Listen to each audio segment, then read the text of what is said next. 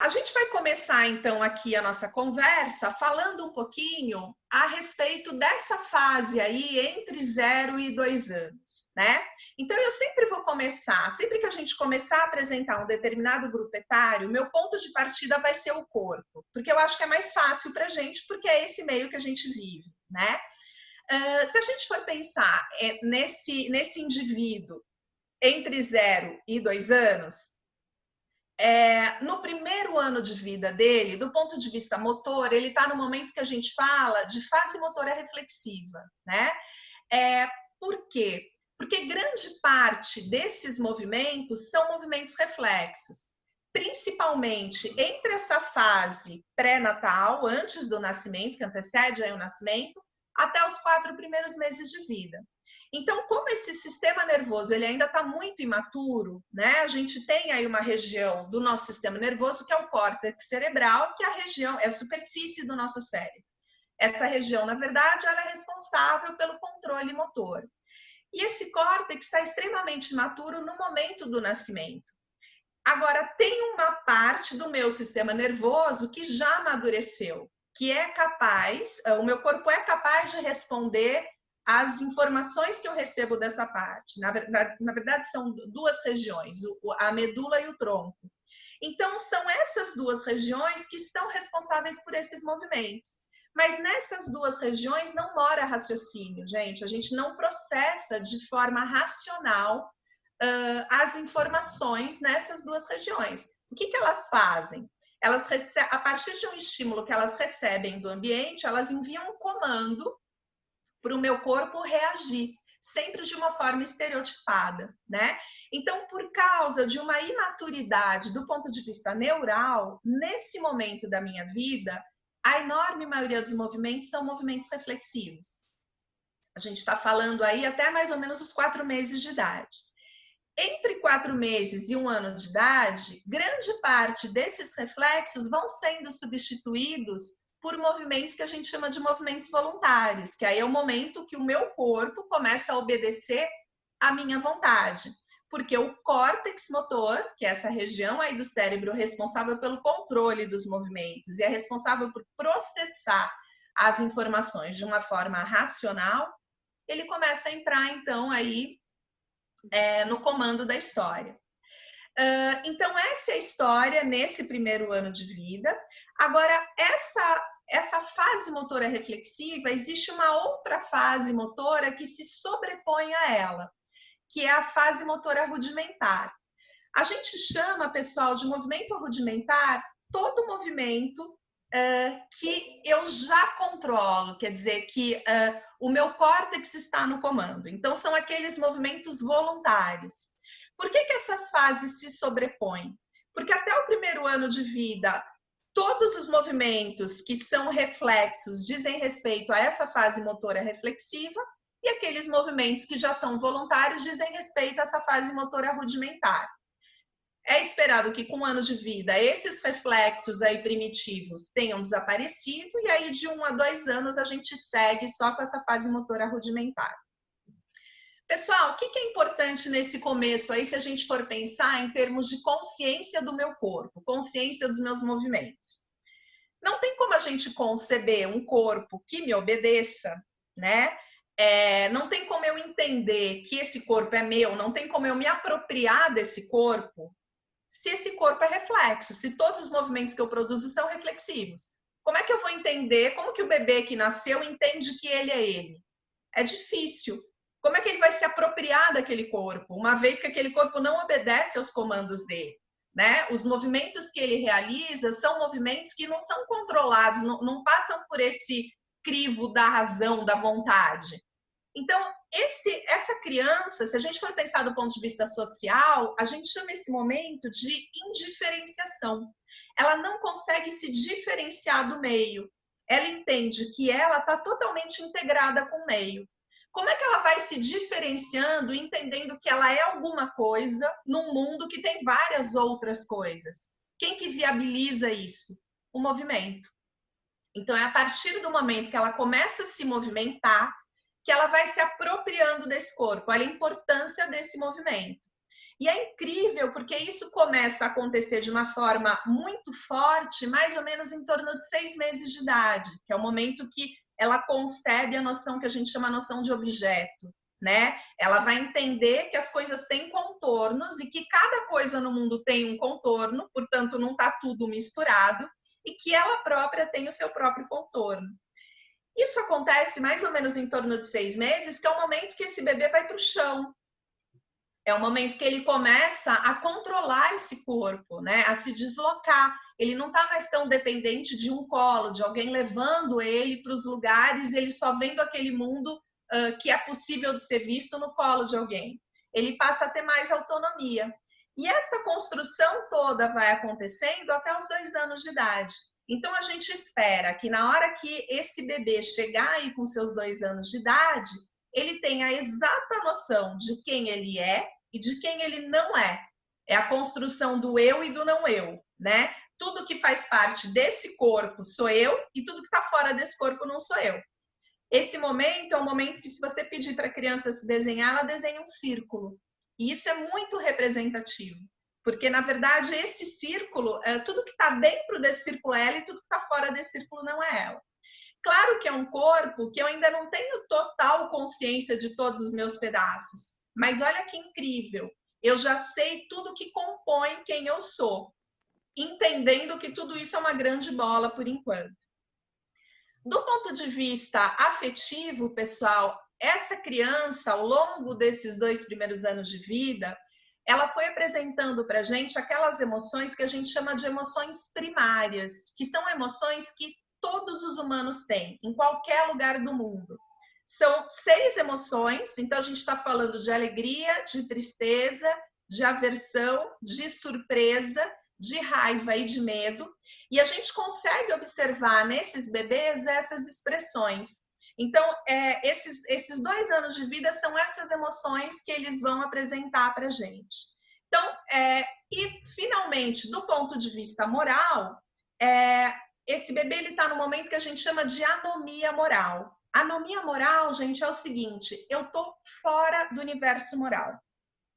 Quando a gente atende crianças nessa idade, eu sei que não é o caso de vocês, mas é muito comum empurrões, mordidas, tapas.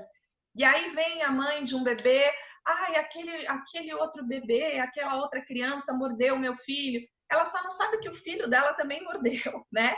Porque na hora que essa criança está em casa sozinho, nesse universo muito restrito, nesse universo social muito restrito, ela não necessariamente manifesta isso. Mas na hora que ela está com outros bebês, essas manifestações, esses comportamentos, eles são muito naturais.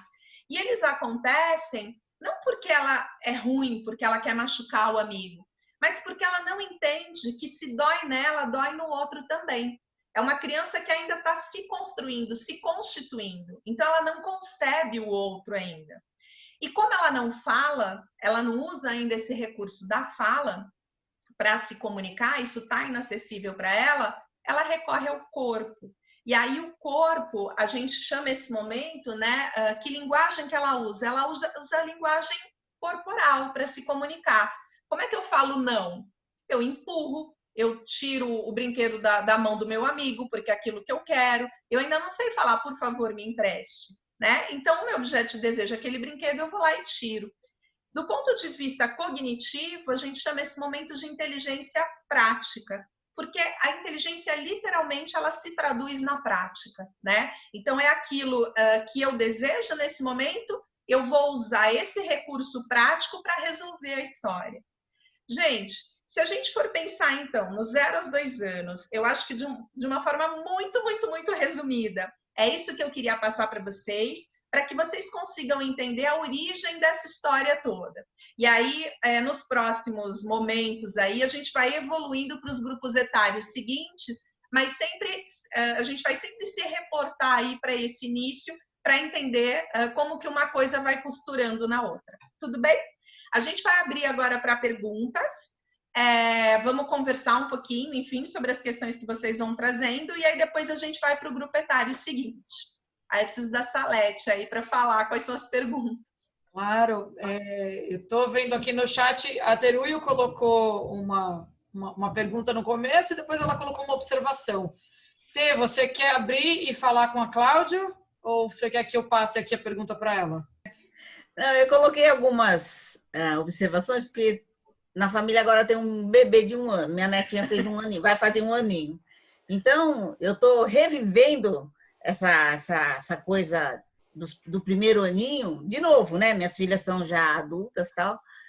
Então, eu queria saber da Cláudia, por exemplo, assim, se nesses 2 primeiros anos a criança não foi suficientemente motivada ou estimulada, mais lá na frente vai ter um atrasozinho, sei lá, alguma coisa ruim em termos de movimento? Gente, olha só, bem bacana essa pergunta. Vamos entender essa história. Primeira coisa que a gente tem que entender é o seguinte: criança inteligente nesse começo de vida é aquela criança bem sujinha, sabe? Com o joelho todo sujo, com a mãozinha toda encardida, porque é a criança que está no chão. Nesse momento da vida, a inteligência literalmente mora no corpo, tá? Então, assim, quanto mais esse corpo for exposto a diversas experiências, mais inteligência mora nesse corpo. Agora sim, vai acontecer um atraso lá na frente? Não. E deixa eu explicar para vocês por que não. Nesses 2 primeiros anos de vida, o que acontece é o seguinte: todos os movimentos que ela vai apresentar, a gente tem esse momento primeiro dos movimentos reflexos, né? Que são esses movimentos que acontecem aí entre 0 e 1 ano, mas principalmente entre 0 e 4 meses. Depois, entre 4 meses e 2 anos de idade, os movimentos que vão aparecer, a gente chama de movimentos rudimentares, que é aquela primeira forma de movimento voluntário. Quais são esses movimentos? E aí, gente, assim, se a gente não tiver uma criança que traga alguma questão, aí, enfim, de algum atraso, mas aí questões mesmo de deficiência, né?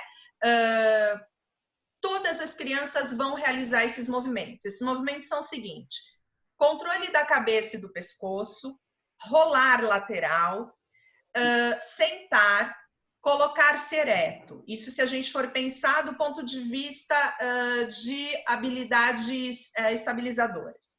Se a gente for pensar em habilidades locomotoras, todas as crianças vão se arrastar, engatinhar e andar, tá? Se colocar em pé seria o estabilizador, o locomotor é andar. E se a gente for pensar do ponto de vista manipulativo, todas as crianças vão alcançar, agarrar e soltar. Então, esse repertório, todas as crianças vão entregar para a gente. O que vai acontecer? Algumas crianças vão entregar isso antes, porque estão mais expostas, e outras vão entregar depois. O que vem na sequência, que é o próximo grupo etário que a gente vai conversar, são movimentos que a gente chama de movimentos fundamentais. Esses movimentos fundamentais, aí se a gente for falar, por exemplo, em locomoção, a gente vai falar em saltar, em correr, em saltitar. Isso, na verdade, para a criança apresentar, aí ela tem que estar exposta à experiência de aprendizagem. Agora, ela só vai conseguir realizar movimentos fundamentais, os movimentos fundamentais, eles estão ancorados nesses movimentos rudimentares. Então, claro que quanto mais esse corpo for exposto, melhor será, mais qualidade terão os movimentos do grupo etário seguinte, tá? Então, assim, esses movimentos fundamentais, eles vão passar por 3 momentos, que é esse momento aí entre 2 e 6 anos, fundamentalmente, vai. Nesses 3 momentos, o primeiro momento, que é a fase inicial, todo mundo vai passar, tá tudo certo. Só que o segundo momento, que a gente chama de fase emergente, e o terceiro momento, que a gente chama de estágio proficiente, só atinge esse estágio a criança que for submetida a experiência de aprendizagem. Não necessariamente uma experiência sistematizada de aprendizagem, mas necessariamente essa criança tem que viver esse corpo. Então, assim, se a criança não viveu essa fase rudimentar bem vivida, né? Os movimentos seguintes dela, que são os movimentos fundamentais, eles vão sim estar comprometidos, tá? Então, eu preciso de um corpo, assim, muito bem desenvolto nesse começo de vida. aquela ideia que a gente tinha antes de coloca a criança num chiqueirinho, amarra ela, deixa ela toda fechadinha, sentadinha num carrinho. Se vocês forem ver, esses bebês ou são extremamente passivos, ou então são bebês muito irritados. Na hora que esse bebê vai para o chão e ganha autonomia, ele muda o comportamento dele. Porque, na verdade, não tem bem maior do que a liberdade, né? Isso sim, para um bebê, a liberdade está totalmente representada no próprio corpo dele. Então, esse bebê costuma ser um bebê muito mais responsível, enfim, do ponto de vista social também, se é um bebê que está no chão, entendeu? Então, a coisa funciona assim. O ritmo de desenvolvimento, ele varia, mas todas as crianças vão se apropriar desses movimentos que eu falei que são rudimentares. Tá bom? Obrigada, Clau. A gente tem o Rafael que quer fazer uma pergunta também. Rafa, você consegue abrir seu microfone? Já abriu. Dá para escutar já? Dá. Beleza. Boa tarde a todos. Bom, eu tenho um filhinho de 6 meses, então eu consigo enxergar muito isso, né? Eu dei também 3 vezes um curso sobre Galahu, né? Sobre essa fase de desenvolvimento motor. Então, eu conseguia enxergar bem todas essas fases, essas etapas, né? A minha pergunta é o seguinte, uma vez eu fiz um curso com um pediatra que ele falava do desenvolvimento da primeira infância. Só que era um pediatra, né? Não sei até onde estudo mesmo ele realizou sobre essas práticas aí. E ele trouxe muita coisa que eu achei interessante, que foi o fato de muito se fala do andador, de não deixar a criança fazer o andador, que todo mundo sabe qual o motivo. Só que ele colocou umas outras coisas interessantes que eu não sei se você tem essas referências para que possa falar. Por exemplo, igual ficar falando com o nenê de forma infantil. Isso daí pode dar alteração no trato digestivo, né? Você não pode segurar pelo bracinho, porque ela pode futuramente ter uma lesão nos ombros. Eu queria saber até onde isso realmente existe, porque a gente sabe que nesse momento eles estão em formações. Igual eu pego o meu bebê, eu coloco o pezinho dele perto do nariz, né? E muito se critica, não pode, pode, não pode. Né? Então eu queria um esclarecimento sobre esses fatos, porque durante até algumas aulas a gente acaba querendo não forçar a criança, né? Mas a gente quer criar esses estímulos, né? Acho que essa é a minha pergunta aí. Até onde nós podemos, de certa forma, forçar ou não, vamos dizer assim. Tá. Olha só, eu não vou conseguir te responder essa questão, por exemplo, da fala com trato digestivo, eu nunca ouvi falar disso, mas possivelmente, se ele é médico, ele vai ter essa informação e eu não. Em relação à fala, como é que a coisa funciona? Quando o bebezinho nasce, gente, assim, todo mundo nasce totalmente com sensibilidade para qualquer tipo de som, para qualquer tipo de língua. A gente é polilíngua, assim, quando a gente nasce, né? O que vai acontecendo? Ao longo desse primeiro ano de vida, a gente vai ficando mais sensível aos sons da língua materna. E aí, quando a gente chega com 1 ano de idade, a gente perde a sensibilidade aos sons da língua que não é a nossa. Então, por exemplo, aquele monte de consoante que tem no alemão, sei lá, né? Quando o bebê nasce, ele tem sensibilidade para todos aqueles tipos de som. Aí ele não vai ouvindo aquelas consoantes todas juntas, na hora que ele está imerso nesse mundo falante. E ele vai perdendo essa sensibilidade, de tal forma que na hora que ele chegar com 1 ano de idade, mais ou menos, ele está pronto para falar, para tentar entender algumas palavras em português, mas não em alemão.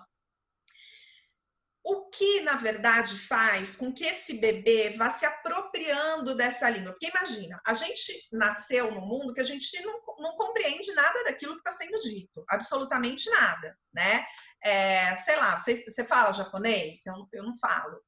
Então tá, se eu te colocar no Japão, você vai... É essa sensação que o bebê tem, entendeu? Que, claro, guardadas as devidas proporções, mas enfim, do que esses caras estão falando. E aí, como é que ele vai aguçando essa sensibilidade para a fala? Inclusive, se a gente for pegar padrão, por exemplo, de balbucio, de arrulhos dos bebês, no comecinho da vida, eles emitem todo tipo de som, até para o som japonês, até para a língua alemã, enfim. Depois, você vai mudando esses padrões e eles vão se aproximando mais da língua materna. Como é que eles vão fazendo esse processo? É através da musicalidade da nossa voz, né? Então, se a gente falar sempre no mesmo tom, sem mudar a entonação, aquele repertório da criança ele vai ser muito empobrecido. E, naturalmente, todos nós, isso é muito gozado, porque em qualquer lugar do mundo, quando você se reporta a um bebê, você muda o seu tom de voz. Você fala, ai... Então, o que você faz? Você aumenta, e essa é a dica que ele pega para construir o repertório linguístico dele. Então, por exemplo, se você fala assim, você pega um bebezinho, vovó tá varrendo o chão, e o bebê vai falar, bobó endo chão, sei lá, alguma coisa assim, eu entendo o que ele está querendo me dizer. Embora ele não construiu vovó está varrendo o chão, bobó endo chão, eu consigo entender. Isso, na verdade, é o início para depois ele construir essa frase corretamente. E da onde que isso se originou? Por que ele está falando exatamente esses fonemas? Porque é aquilo que ele pescou nesse momento que a gente conversa com o bebê. Essa forma de se comunicar com o bebê a gente chama de mães, ou tem algumas pessoas que falam maternês, né? Que é a forma como... chama mães, porque normalmente são as mães que falam assim, mas todo mundo fala assim. É muito gozado. E não precisa nem ser um bebê. Se você pegar um cachorrinho bebê, você fala assim, um cachorrinho bebê, né? É assim que naturalmente a gente acaba falando. E é a dica que eles recebem dessa parte assim, é como se fosse música para o ouvido dele. Ele vai entendendo a entonação disso, aí ele vai chegando nas vogais, no nosso caso no português, é o que ele vai usar mais, e depois ele vai construindo o resto. Então, assim, esse mães é essa forma que a gente fala, que a gente se reporta para os bebês, dessa forma meio musicada. O que é inadequado? É inadequado a gente se referir aos bebês sempre no diminutivo ou repetindo a forma como ele fala com a gente. Então, ele fala assim, bobó indo chão. Eu olho para ele e falo assim, bobó indo chão? Não. Porque quem tem que dar referência da linguagem, da correção do ponto de vista sintático, enfim, né, gramatical, sou eu. E a partir do momento que ele vai ouvindo aquilo que eu falo, que ele próprio vai buscando recursos para pronunciar aquilo de forma correta. Então, essa infantilização, gente, é nesse sentido. É não se dirigir a ele da mesma forma como ele fala, porque ele está aprendendo a falar. É a mesma coisa quando você vê um bebê andando no comecinho da vida dele, né? Ele tem um padrão de caminhar totalmente diferente do nosso. E eu não olho para ele, não imito ele andando. Pelo contrário, ele vai construindo aquele movimento, claro, muito em cima do amadurecimento do sistema nervoso dele, mas também olhando para a gente e reproduzindo aquilo no corpo dele. A fala é a mesma coisa. Então, se ele estiver falando dessa infantilização, realmente ela é inadequada. Agora, essa forma como a gente fala com eles, aí ela é fundamental, porque ela é fundamental para ele construir esse repertório. Deu para entender, mais ou menos, o que é a diferença de uma coisa e outra? E você tinha uma outra questão dos bracinhos, né? Na verdade, a outra questão é assim, até onde eu posso estimular ou não, né? Foi só um exemplo do braço, né? Então, até onde eu posso estimular o bebê nessa faixa etária ou não, né? Porque a gente sabe que tem os reflexos que você falou. A gente estimula esses reflexos. Mas até onde é legal a gente passar disso, não passar, ficar nisso? Se o bebê responde continua ou não, entendeu? Isso. Eu sempre uso esse parâmetro. O quão responsível esse bebê está comigo, né? E aí, a partir do momento dessas respostas que ele me entrega, aí eu vou para o momento seguinte. Eu ia falar alguma coisa. Sempre que a gente for pensar no desenvolvimento motor, isso eu não falei porque senão ia ficar muito grande, mas justamente vocês vão perguntando e a gente vai responder. Eu acho que grande parte de vocês sabe, mas isso é importante entender, porque é importante vocês aplicarem, inclusive, com os adultos. Gente, assim, ó, o desenvolvimento motor, ele tem um caminho, tá? Como eu falei para vocês, quem controla o corpo é essa parte aí do sistema nervoso que a gente chama de córtex, né? Agora, esse controle, ele vai caminhar no seguinte sentido, sempre céfalo-caudal, ou seja, da cabeça em direção aos pés, e próximo distal, que é do centro em direção às extremidades. Então, por exemplo, como é que a gente aplica? E é assim que ele vai se apropriando. Pensa num bebezinho. Primeiro ele vai controlar a cabeça, tronco, depois ele vai para os braços, e só depois ele vai para as pernas, né? Quando a gente for fazer correções em alunos mais para frente, né, a partir de 7 anos, quando a gente pode começar a corrigir, é importante que a gente traga essas referências. Então, observem sempre os alunos de vocês, corrijam primeiro aquilo que está nessa região superior do tronco, tá? Então, assim, aí eu estou falando do tórax e eu estou falando dessa região do ombro. Tá tudo certo aí? Eles estão te entregando corretamente? Beleza, agora vai para o quadril. Tá tudo certo? Agora vai para os braços, para as pernas e deixa a mão e pé para depois. Então, pensem sempre nessa lógica na hora de corrigir. Que às vezes, por exemplo, você pega um professor de natação e ele fica super preocupado com o dedo na entrada na água. Tudo bem, mas a criança está nadando, está com o quadril lá embaixo. E eu estou falando do dedo. Tá? Então, assim, primeiro a gente tem que buscar esse core, esse centro do corpo, e depois vai para as extremidades. Essa é uma dica importante, vocês vão ver que vai ser muito mais eficiente a correção de vocês. E aí, em relação aos bebês, a mesma coisa, né? Então, eles vão ser sempre muito mais responsivos se a gente tiver essa ideia na nossa cabeça, nessa estimulação que vocês estão propondo. Beleza? Respondi? Então, tá bom. Então, a gente tem mais uma última pergunta nesse tema e eu vou fazer rapidinho aqui para a gente ganhar, porque senão a gente já vai passar o segundo 30 minutos. Tá bom. Né? O Osmar está perguntando aqui se praticar 2 idiomas interfere na alfabetização. Então, eu já ouvi muita gente falando sobre isso, né? Interfere? Sim, interfere. Mas o que acontece é assim, a gente tem, durante o nosso desenvolvimento, a gente tem janelas de oportunidade. Gente, janelas de oportunidade, aprender, para o resto da vida a gente vai conseguir aprender, tá? Eu não sei se vocês têm esse conceito, mas na verdade o que é o aprendizado? É eu construir novas sinapses.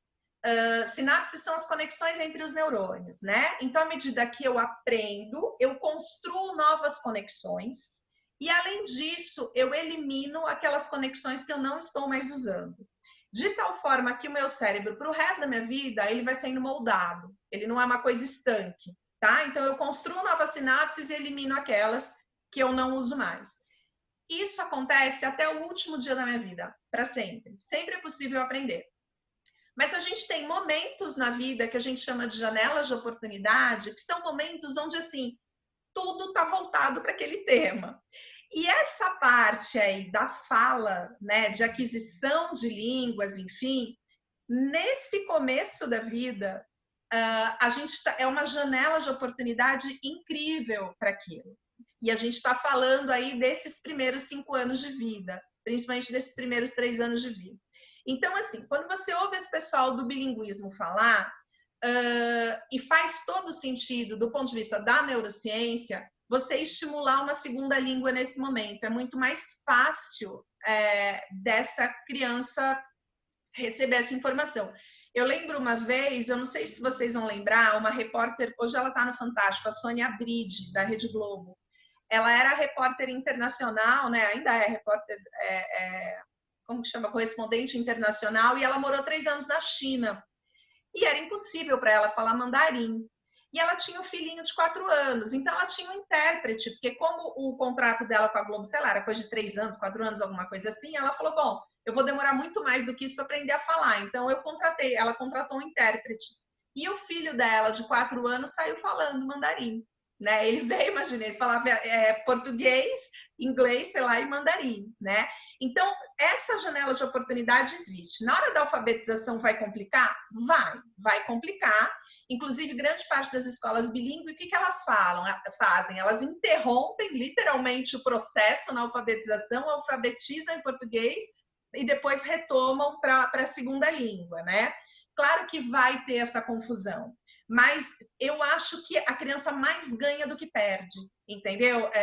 Se você expor ela a um segundo idioma, porque em algum momento depois ela vai se organizar, ela vai diferenciar uma coisa da outra e você não vai ter perdido essa janela de oportunidade.